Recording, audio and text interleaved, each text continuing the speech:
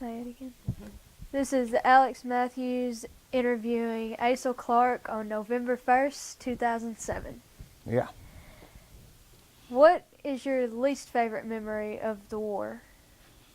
Least favorite? The thing that's the worst that you remember. Well, I was laying one time on the side of a hill, laying down. They was shooting at us, and I dug a hole with a shovel with a handle about that long, big enough to roll over in, laying on my side in the hillside, and that dirt was hard. Now that was one of the things that I well remember.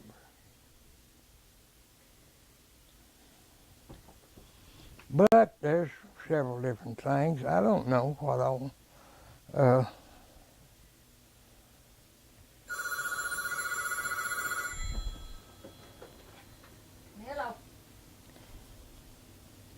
Hello, Jerry. But what else you think I need to tell you? Well, you're doing good. Yeah, We'll wait till she gets through, then she can ask her that next one. Let's stop this. Wasn't no picnic. Yeah. It wasn't no picnic. You go ahead and ask him. But I never got a scratch. That's good. And I've had, I don't know what the guys pulled over right beside of me. But like I said, we was replaced, more than went over. But I'll tell you now, a lot of them people cracks up. They'll just go bonkers. What would they do with them when that happened? Just send them back to the States when they get a chance. Do you think some of them faked it?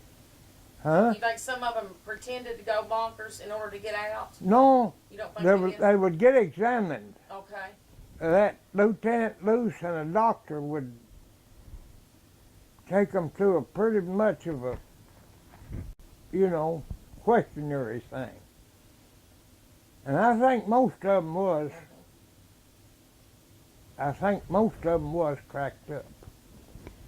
That got cracked up. Some of them got crippled, and some of them had hardships, and some of them got killed, and some of them cracked up. But I think there's probably more got killed than anything else. Oh, that's bad now when you got to go out there and pick up your own buddies, and bury them in a trench. Can't imagine. And that happened on every one of them darned islands. But Saipan didn't never seem to me like it was tough as about two of them others. Saipan and Tinian was tough, 'cause it was loaded down with Japs.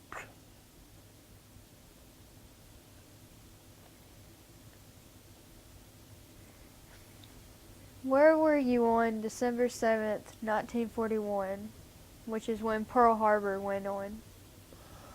Was I in Pearl Harbor?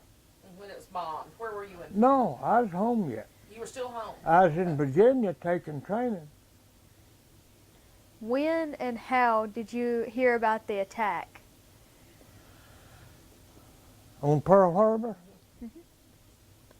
I don't know. We was out there in Virginia, and I get radios or something.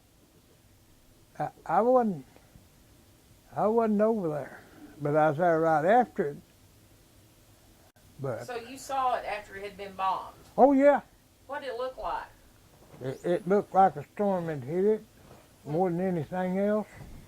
There at Pearl Harbor along that beach. Yeah, it looked more like a storm would have hit it. There was boats sitting out there halfway in the water and all that, It was tough. But we took jungle training over there. Be scary. That's where they learned us. eat K rations and stuff. What was in the K rations? It wasn't much. Do you remember what was in there? No, kind of I guess you call it jerky now.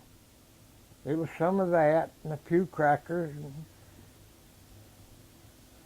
just sure enough. It was all dehydrated stuff, but it would carry on. I mean, you could live on it, but now I didn't like to. And then we got to getting C rations. That was about 7 in a square box, about 7 meals.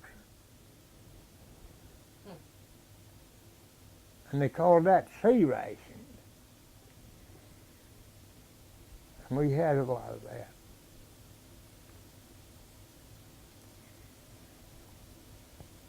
It was better than K rations, but then when they got to get in the kitchen, they'd feed us spam. God, I don't know where they got it all.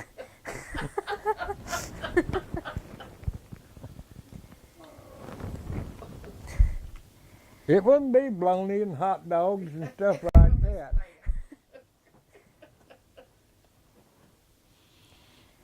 But our cooks could do as good a job as anybody with it. They would camouflage it whatever way they could.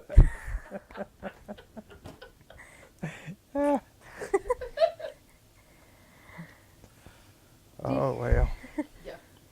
Do you remember hearing that the atomic bombs had been dropped on Japan? Huh? Do you remember hearing about the atomic bombs being dropped on Japan? I was on Okinawa and saw one of them. Did you know that's what they were doing when you saw No. the flash? I didn't know what it was. But then we found out, you know, because, you know, that war was over.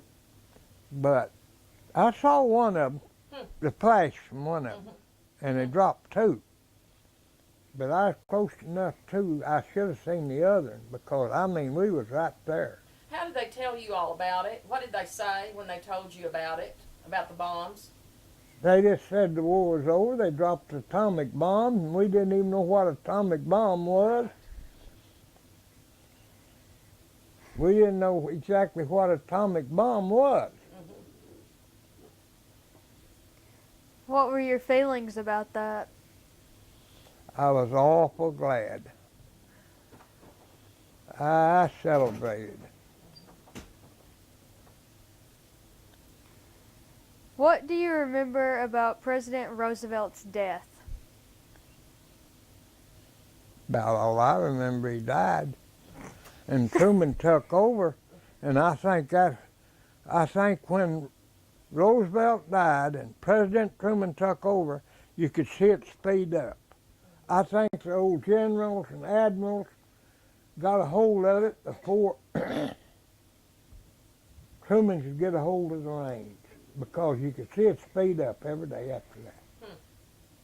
Yeah, it was dragging slower.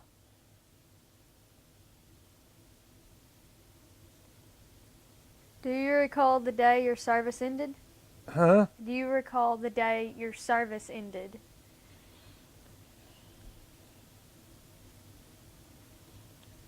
What was it like the last day that you were in? 45. What, do you remember anything about that day? Last day I was in? Well, the last day I was in, it was after the war was over, about 4 months, and I was out at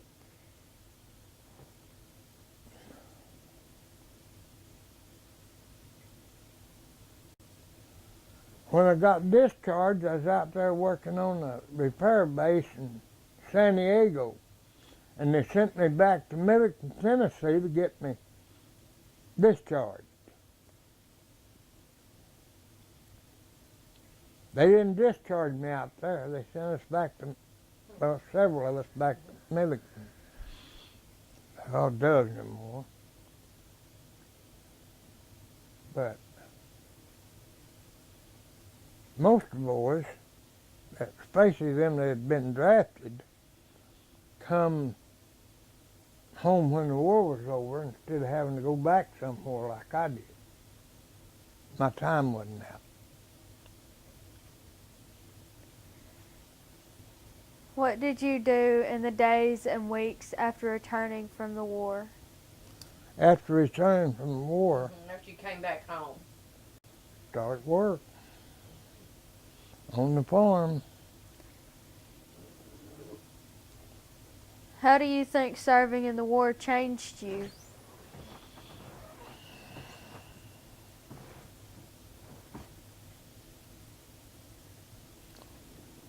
I don't know. It made me see the world a lot better. As far as changing me, it made me have a different idea about some things, you know. Because it all ain't just work and go to bed and go to sleep and eat what you wanted to eat. And it was a big change.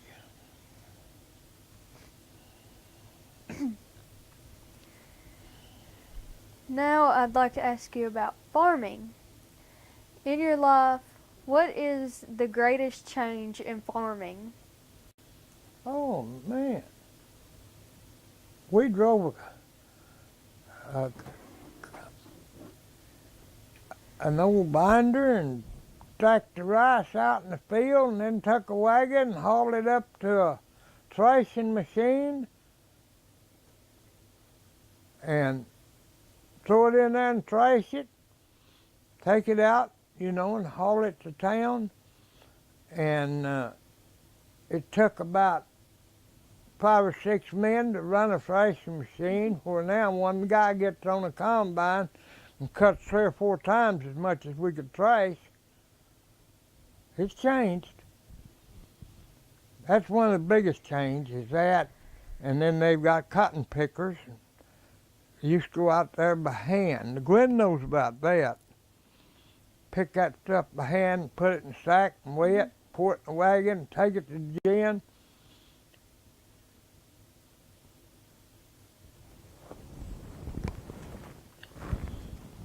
It takes a lot more guys to farm now than it did now. What is the greatest change in working ground?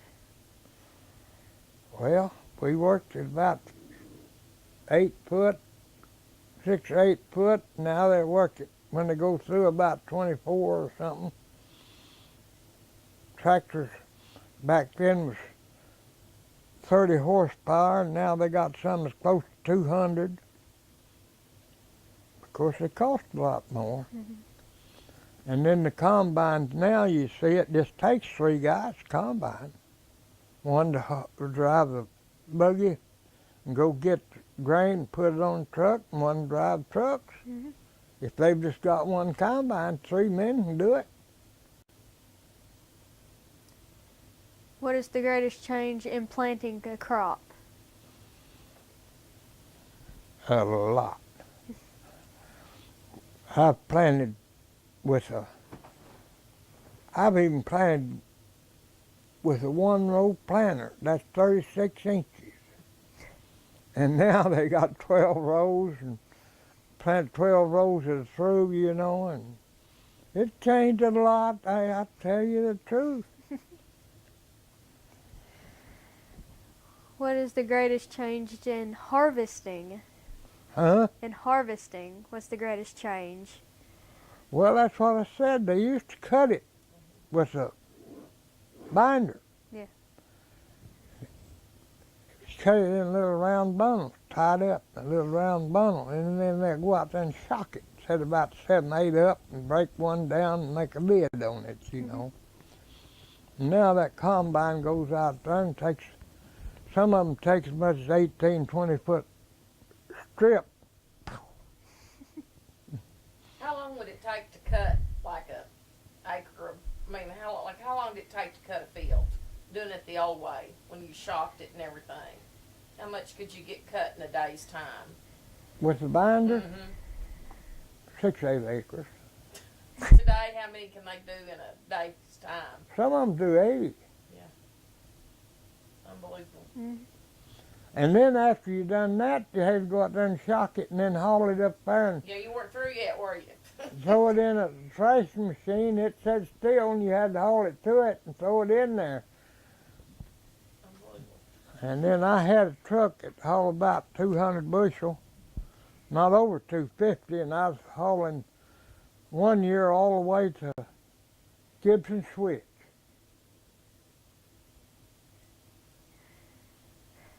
And just had the one truck.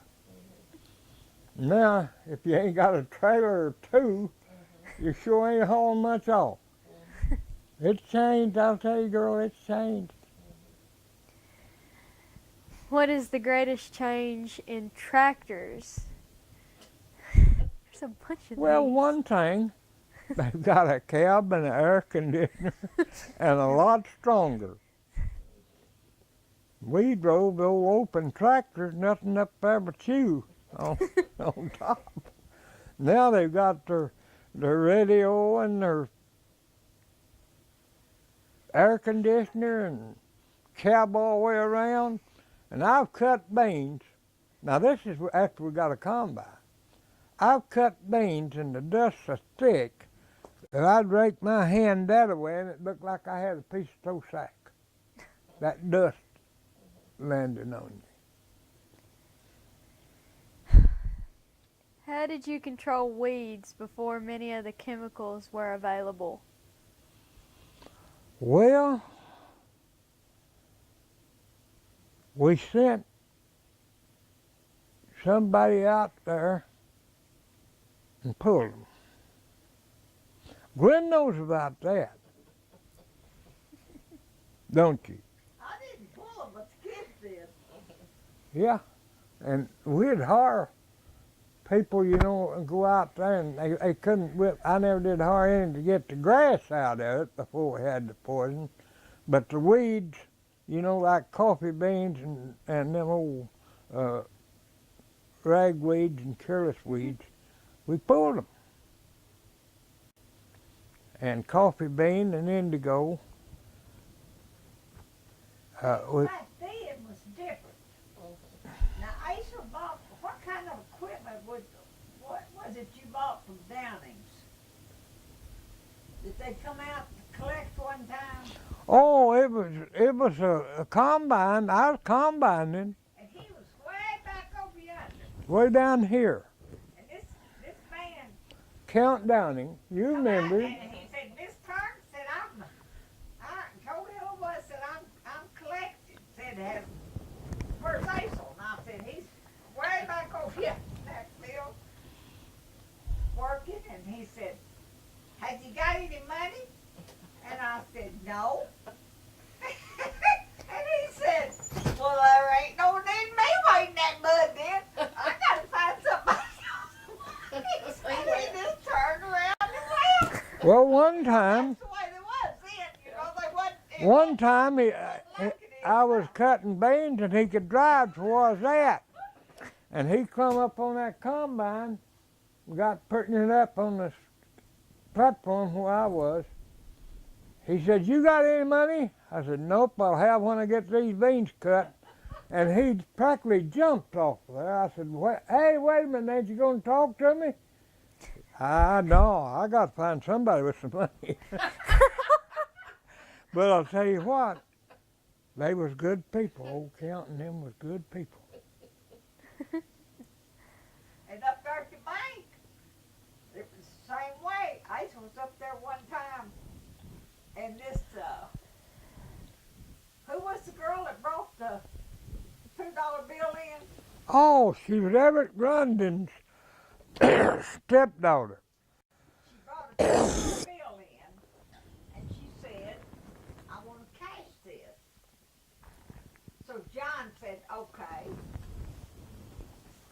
And he gave her $2. She said, but now I want it back. And he said, well, we usually have $2 bills. She said, I'm not talking about just any $2 bill. I want that $2 bill back. And he took that $2 John bill, took that $2 put it in bill, an envelope, and stuck it wrote in her the name on it. envelope, and wrote her name on it, and crammed it back in the drawer. Now they just let you come out of the bank now if you do that. It was a keepsaker. You know, it was special to her. But she needed the $2. And he just wrote her name on it and put it in the safe. And, Put it in the envelope. you know, they just don't do that no more. No, they don't do a lot of things. But, you know, back then most people pay you. Yeah, they did. And now if they get $1 on you, they've got it. Yeah. And I know that people back then, if they owed you and they ever got it, you'd get it back. But now if they get it, they kiss it bye. You just well pull it out of your billfold and kiss it. Mm-hmm. Like I said, Ernest told him one time that he loaned, but man, money to plant how many acres of cotton? I don't know, but it's right up there before Hedge you got the shop, right in there. I remember the old man's name if I could think of it. And when fall come, he come in and told him that I can't pay off my loan because my cow ate the cotton. And he said, well, I sure would like to buy that cow. Ernest said, man, I'd like to buy that cow. I don't know. Things are just different they are and what they was then. But it was a lot different back then. How were rice wells put in when you started farming? You see that? Mm-hmm. I got that putting in a rice well. Is that right? You took what they call a sand bucket. It had a plunger in the bottom of it, and a rod went all the way through, and you let it down in there, and then when you pulled it up, it would bring some sand. After you dug with a shovel down to sand. But then you pulled that out and you had your pipe, your main pipe that your water come through.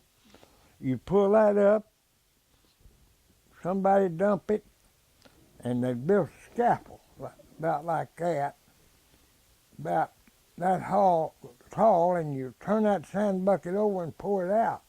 And that's what I was doing. I was dumping the sand bucket.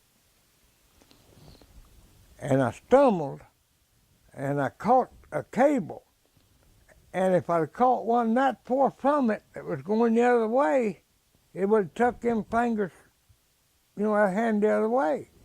But I caught it where it was going into the pulley, and it just sawed that hand off, pretty near it.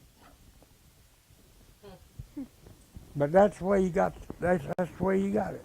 And he lost his glove going to the doctor with the finger in it. So whoever found his glove found his finger. Well, James Easter was taking me to the doctor, and we kind of got stuck or something up there. It was old Hall Thicket Road, I call it.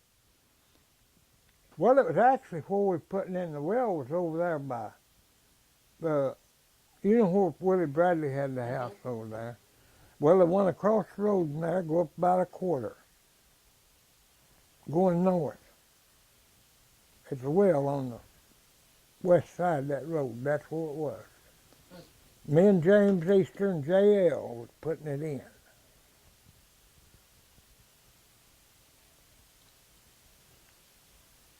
And that's the way you put it in.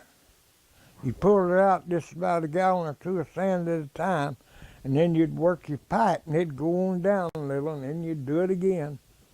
And that's what he was doing. He was working that pipe when I got the wrong cable. But we had, I guess, plenty of time. But it was on the E.G. Howard's mother's ground where we was putting it in at. How many hours would it take to put a well in like that? About a week and a half. About a week and a half, wow. 3 men, about a week and a half. You'd really have to work if you put it in a week. Mm-hmm. And now they'll come out here and put one in and be gone. Mm-hmm. Nothing to it.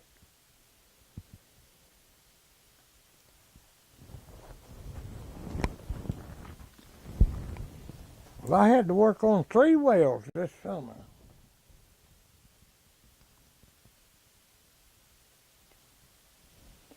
One of them, really, I wouldn't have had to, but it wasn't pumping enough to suit him, and we put more stages on it, make it pump harder.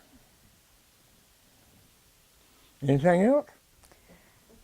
What was the price of farmland when you began farming? Price of farmland? When you first started farming, how much was it an acre? If it was woods, about 60. If it's cleared, about between 75 and 100. But if it was woods, about $60. Did they have FFA when you were in school?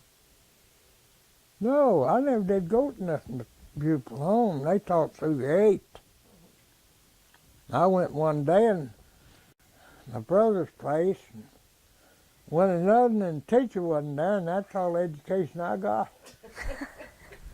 I learned as much as you would have. Huh? I think you lied to you, Sandra.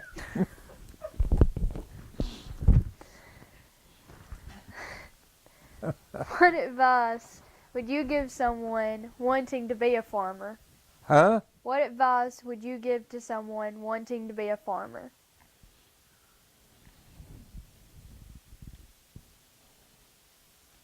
Leave it alone unless you've got a bunch of money. Just leave it alone, go get you a good paying job. Because this farming right now, that ground's too high for people to buy it, and you know, that ain't got no money going to pay for it with the crops. It'd take them too long to pay for it. Me and Acel have been watching, and I know y'all have seen it. That machine picks cotton and bales it like a. One thing. Okay, we've been wanting to try to find one of them. Acel wants to see it first. So Boo called him the other night, and he said, "Daddy, I found somebody that has seen them work and knows about them." He said that this man told him that they cost $500,000, and that it cost the binding, The plastic they put around it, goes around it, cost $60,000 for 400 acres. for 400 acres. Jeez. Right. And the damn thing costed $500,000. Crazy. I knew they had one over at that Judd Hill Day. I saw where they had one over there. I've never saw one. They had one over there on that Judd Hill Day. Well, Boo must have been somebody from over in there that Boo was talking to. Now that is awful. It is. You want to buy it? No, thank you. I don't, farmers has got a hard time of it.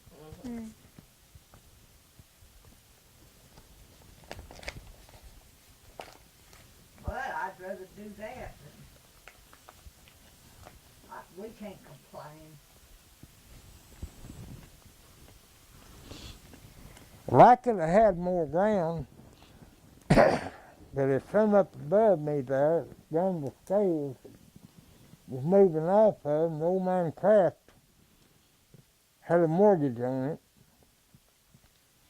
And old man Kraft told me that you can take it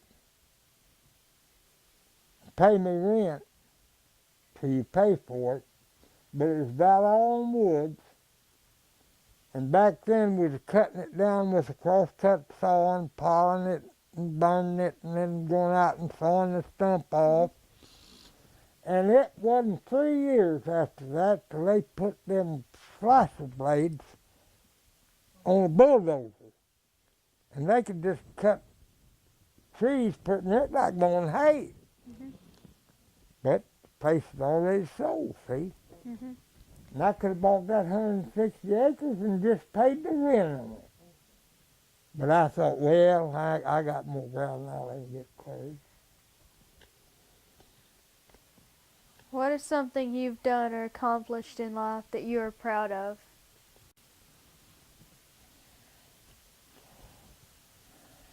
Raised 6 kids and worked like hell. I'm proud of that. I was able to work. Raised 6 kids. No, I did. I accomplished quite a bit. I got 640 acres here and 209 up in the hills.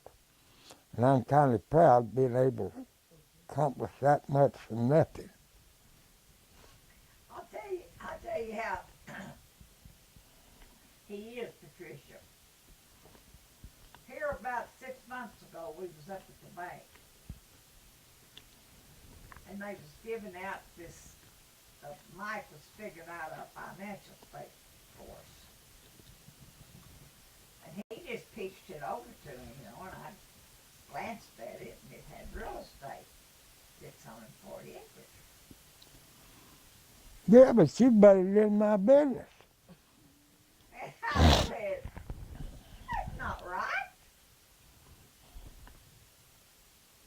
I said, what about that 210 acres over in Jackson County? Mike said, what 210 acres over in Jackson County? Wasn't none of his damn business. 10 acres he bought in 1975. Well, Mike said, Acel, you never had told me that. well, he didn't have no interest I in said, it. will that make any difference? Mike said, yes, it'll make a difference. I'm going to start showing all this stuff to Gwen instead of you. I didn't think it was none of his He had business. to learn about it. And when he retired, he just bought that and paid for it in cash, and he just... It wasn't when I retired. It was the year I rented it to Leroy. Well, anyway, he hadn't told Mike nothing about it. Wasn't none of his business. You ain't got to do all your business up there. No, me and old Mikey gets along good. Last question. Tell me about the biggest lesson that life has taught you, a lesson that would help a young person live a better life. Repeat that. Tell me about the biggest lesson that life has taught you, a lesson that would help a young person live a better life. Be honest and work. Be honest and work. Don't sit around and let somebody else feed you. And we've got a lot of them doing that. I've got a grandson. I hate to talk about my kin folks, but I got a grandson that don't. He don't make enough money to buy a hamburger a day. Well, you know him. But you have, that's what, you're right. That's He what you lives gotta in do. Wiener. That's what you gotta do. That's exactly what you gotta do. Yep.